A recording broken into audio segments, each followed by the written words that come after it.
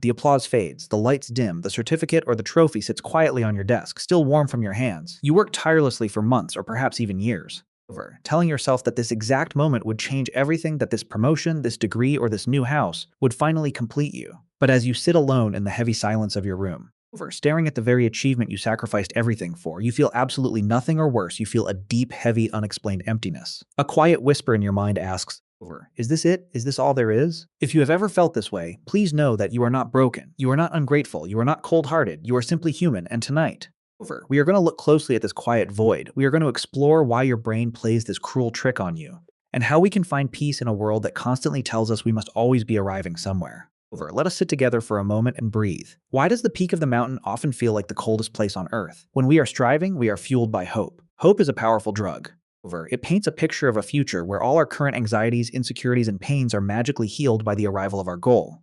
We tell ourselves that our unhappiness is temporary, a necessary sacrifice for the grand destination. But when we arrive, we make a painful discovery. The destination does not have the power to heal our internal wounds. The promotion does not cure our loneliness. The degree does not fix our self-doubt. The new house does not silence the critical voice in our head. The external world changed, but our internal world remained exactly the same.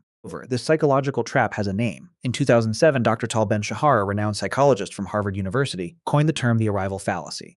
The arrival fallacy is the cognitive illusion that reaching a specific destination or achieving a major goal will bring us lasting happiness, Dr. Ben-Shahar observed this phenomenon not only in high-achieving students at Harvard, but also in successful athletes, executives, and artists. They believe that happiness is waiting for them at the finish line. But once they cross it, they realize the finish line is just another stretch of track, the sudden disappearance of the expectation, the goal that kept them waking up every morning. Leaves a massive void. It is like looking at a beautifully wrapped gift box for months only to open it and find it empty. The brain does not handle this transition well. Let us look at the neurobiology of your brain. Your brain is not wired to make you happy. It is wired to keep you alive and striving. The primary chemical driver of motivation is dopamine. Many of us think dopamine is the chemical of pleasure, or the reward we get when we win. But modern neuroscience tells us otherwise. Dopamine is the chemical of anticipation. It is the chemical of pursuit when you are working toward your goal. Your brain is constantly dripping dopamine. It is the fuel that keeps you running, dreaming, and planning. Your brain is in a state of high arousal and focus. But the moment you achieve the goal, the pursuit ends. The brain suddenly shuts off the dopamine faucet. There is no more chase. There is no more next step. The sudden drop in dopamine levels creates a neurological crash. Your nervous system goes from high-octane anticipation to a sudden flat silence. This neurological drop-off feels physically and emotionally like grief. It feels like a sudden loss of purpose. You are essentially experiencing a biological calm down. But this neurological crash is only half the battle. It is further deepened by another psychological reality. In 1978, researchers Philip Brickman, Dan Coates, and Janoff Bullman published a groundbreaking study on a phenomenon known as hedonic adaptation. They studied two extreme groups of people, lottery winners who had recently won massive fortunes, and individuals who had recently been paralyzed in catastrophic accidents. What they discovered was shocking. Immediately after the event, the lottery winners were extremely happy, and the accident victims were deeply distressed. This is what we would expect. But when the researchers followed up with them months later, a strange thing had happened. The lottery winners' happiness levels had drifted back down, close to where they were before they won. The excitement of wealth had become their new normal. It no longer gave them a thrill. On the other hand, the accident victims' happiness levels had drifted back up, adapting to their new circumstances, returning much closer to their baseline than anyone anticipated. This is hedonic adaptation. Our minds possess a psychological thermostat. No matter how high we rise or how low we fall, we eventually return to our baseline level of happiness. When you achieve your dream, your mind adapts to it almost instantly. The extraordinary becomes ordinary, where the summit becomes the new ground level. But because we do not understand this mechanism, we blame ourselves. We think maybe this wasn't the right goal. Maybe I need to achieve something even bigger. Or maybe I need to work harder. And so we immediately start planning the next climb. We chase the next high. We enter an endless cycle of striving, arriving, feeling empty, and striving again. We become like hamsters running on a wheel, exhausted but unable to stop, chasing a horizon that always stays just out of reach. Let us look at how this plays out in our daily lives. Think about a time you bought something you wanted for months. Maybe it was a new phone, a beautiful jacket, or a car. Remember the intense desire you felt before owning it, the way you looked at pictures of it online, the way you imagined how your life would look once you had it. Then you bought it. The first day was exciting. The second day, slightly less so. By the second week, it was just your phone. Just your jacket, just your car. The magic evaporated. The object didn't change. Your brain simply adapted. This is not just about material things. It happens in our relationships too. We think if I can just find the perfect partner, I will never be lonely again. But another person cannot carry the weight of your internal happiness. Eventually, the honeymoon phase ends. Reality sets in, and the old feelings of insecurity or emptiness creep back in. It happens in our careers. You study late into the night, sacrifice your weekends, and neglect your health to get that degree or that job title. You tell yourself that this sacrifice is temporary, but when you get the job, the pressure only increases. The mountain you just climbed turns out to be a minor hill, and from the peak, all you can see are even higher mountains that you are now expected to climb. This cycle is exhausting. It leaves us feeling tired, disconnected, and deeply confused. You might start to ask yourself, is there something wrong with me? Why can't I just be happy with what I have? Why do I always need more? I want you to take a deep breath. Let that pressure go. There is nothing wrong with you. The feeling of emptiness you experience at the finish line is not a sign of failure. It is actually your brain's way of keeping you moving from an evolutionary perspective. If our ancestors had sat down and felt permanently satisfied after finding one patch of berry bushes, they would have starved when winter came. The brain evolved to keep us searching.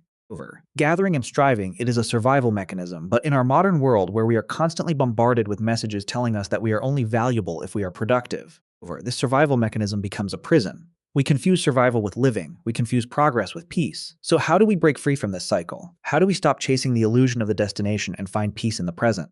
The first step is a radical shift in how we view our goals. We need to stop seeing goals as destinations that will save us. A goal is not a savior. A goal is simply a compass.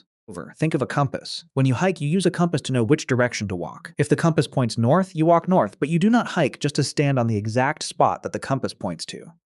The joy of the hike is the forest, the fresh air, the physical movement, and the conversations with your companions along the way.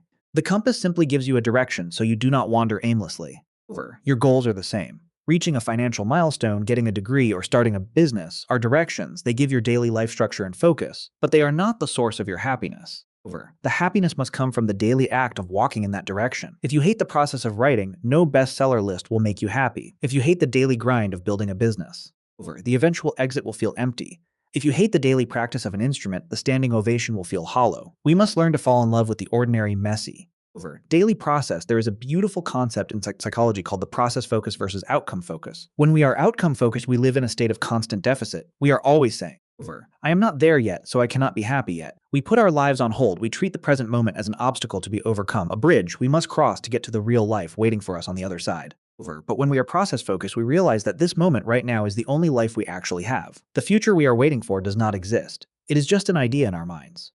When it arrives, it will just be another now. So how can we practice this in our daily lives? It starts with tiny intentional shifts in our focus. Tonight or tomorrow morning. When you start working on your next goal, ask yourself a gentle question. If I knew for a fact that achieving this goal would not make me permanently happy, how would I change how I work on it today?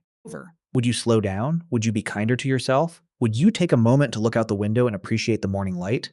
Would you make time to call a friend or have a quiet cup of tea without checking your phone?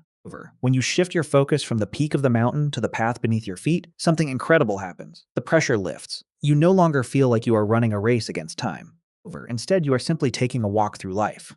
We often treat our lives like a film where we just want to skip ahead to the good parts. But if you rush straight to the climax, you miss the entire story. You miss the character development, the quiet moments of connection, the beautiful cinematography, and the music that builds the emotion. The peak of the narrative only makes sense because of the journey that led to it.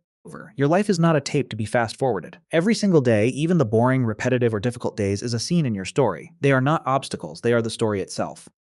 Think about the moments in your life that you cherish the most. Are they really the moments you received an award or a promotion? Or are they the quiet moments, a warm cup of coffee on a rainy morning? A deep conversation with a friend where you lost track of time, the feeling of cool grass under your feet, the sound of someone you love laughing. These are the moments that truly sustain us. They are small, ordinary, and they do not come with a trophy, but they are where life actually happens. If we want to heal from the arrival fallacy, we must practice what psychologists call savoring. Savoring is the act of consciously focusing on and appreciating the positive aspects of our current experience. It is the opposite of rushing. It is the act of letting a moment linger. When you eat a meal, do you taste it, or are you thinking about your next task? When you walk outside, do you feel the air on your skin, or are you checking your phone? When you listen to a friend, are you truly present, or are you planning what to say next? To savor is to tell your brain, I have arrived right here, right now is enough. This does not mean you should stop having goals. It is beautiful to dream. It is natural to want to grow, to create, and to build, but we must change our relationship with our goals. We must learn to hold them lightly instead of saying, I will be happy when I reach my goal. We can learn to say, I am curious to see where this path leads, but I am choosing to appreciate the walk when you release your goals from the heavy burden of having to save you. They become fun again. They become a form of play. You can work hard, strive, and build not because you are running away from an empty present, but because you are exploring life with curiosity and joy. Over. If you fail, it is okay because the journey itself was meaningful. If you succeed, it is also okay because you know the peak is just a place to stand for a moment before you continue walking. Over. Let us think about this for a second. Why do we push ourselves so hard? Who are we trying to prove ourselves to? Often the drive to constantly arrive comes from a deep-seated belief that we are not enough as we are. We think we need to accumulate achievements, titles, and possessions to justify our existence. We believe that if we stand still, we will be forgotten, unloved, or deemed worthless. But your worth is not a math equation. It cannot be added to by a promotion, and it cannot be subtracted from by a failure. You were born worthy. You do not need to earn your right to breathe, to exist, or to feel peace. Can you allow yourself to believe that? Can you look at your life right now with all its unfinished projects, its unanswered questions, and its imperfect corners, and say, this is enough. I am enough. It is a terrifying thought in a world that profits off our insecurity. But it is also the most liberating thought you will ever have, when you realize you are already enough. The desperate need to arrive disappears. You no longer need the next milestone to validate you. You are finally free. Let us practice this freedom together. Let us take a moment to look at where we are right now. Look around the room you are in. Notice the objects. Notice the light. Listen to the sounds around you. Feel the weight of your body resting on your chair. Feel the gentle rise and fall of your chest as you breathe. You are here. You have survived every difficult day, every heartbreak, every failure, and every moment of emptiness to be right here. In this moment, you do not need to be anywhere else.